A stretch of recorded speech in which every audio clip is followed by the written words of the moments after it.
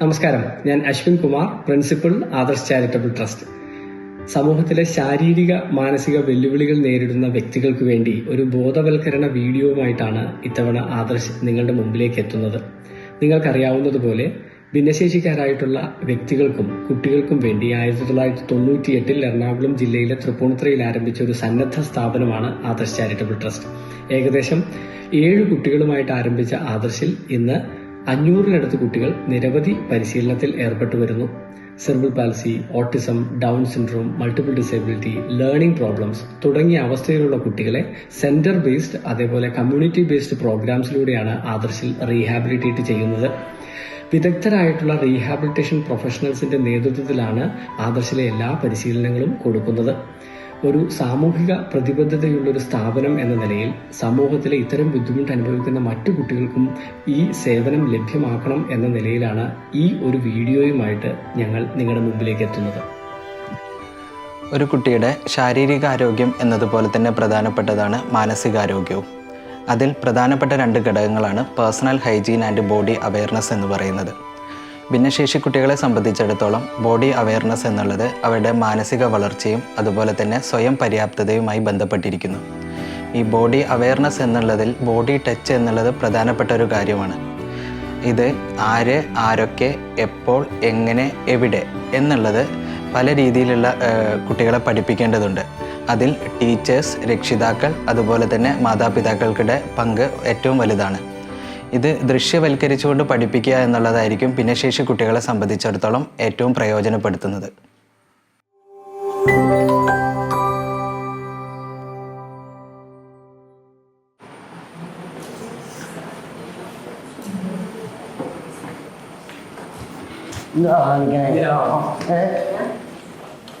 എന്തായി കാണിക്കുന്നത്? സിറ്റി പോയിരുന്നേ.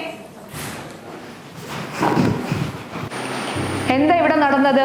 നിങ്ങൾ കണ്ടില്ലേ? എന്താ ഇവിടെ നടന്നത്?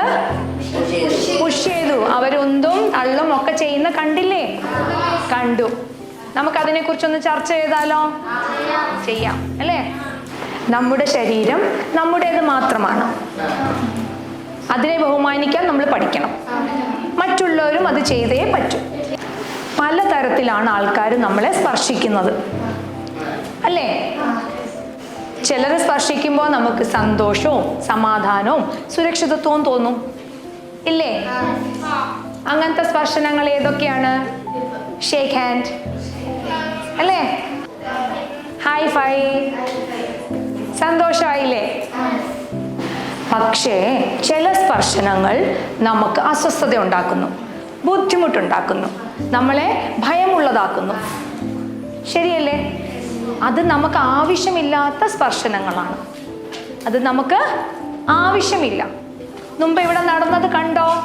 എന്തുവായിരുന്നു? ഉന്തി, തള്ളി, വേദന അല്ലേ? വേദന ഉണ്ടാക്കുന്ന സ്പർശനങ്ങൾ. അത് കൂടാതെ നമുക്ക് ബുദ്ധിമുട്ടുണ്ടാക്കുന്ന സ്പർശനങ്ങൾ, അത് നമുക്ക് ആവശ്യമില്ല. ഓക്കെ. നമ്മുടെ ശരീരത്തിൽ ആരെങ്കിലും നമുക്ക് ഇഷ്ടമില്ലാത്ത രീതിയിൽ, നമ്മളെ അസ്വസ്ഥരാക്കുന്ന രീതിയിൽ, നമ്മളെ ഭയപ്പെടുത്തുന്ന രീതിയിൽ സ്പർശിച്ചാൽ നമ്മൾ എന്തു പറയും? നോ പറയും അല്ലേ? നമുക്ക് ഇഷ്ടമില്ലാത്ത രീതിയിൽ ഒരാൾ നമ്മളെ തൊട്ട് എന്ത് പറയും? നമ്മള് നോ പറയണം അല്ലേ? നോ എന്ന് പറയണം. പിന്നെ നമുക്ക് ആ വ്യക്തിയിൽ നിന്ന് എന്ത് ചെയ്യാം? മാറി നിൽക്കാം. മുതിർന്ന ഒരാളോട് പോയിട്ട് നമുക്ക് പറയാം, നമ്മുടെ ടീച്ചേഴ്സിനോട് പറയാം, നമ്മുടെ അച്ഛനമ്മമാരോട് പറയാം അല്ലേ? നമുക്ക് വിശ്വാസവും സമാധാനവും സന്തോഷവും തരുന്ന ഒരു വ്യക്തിയുടെ സഹായം നമുക്ക് എടുക്കാം. അപ്പൊ നോ പറയില്ലേ എല്ലാവരും? എങ്ങനെ പറയും? നോ പറയണം അല്ലേ? ഓക്കെ.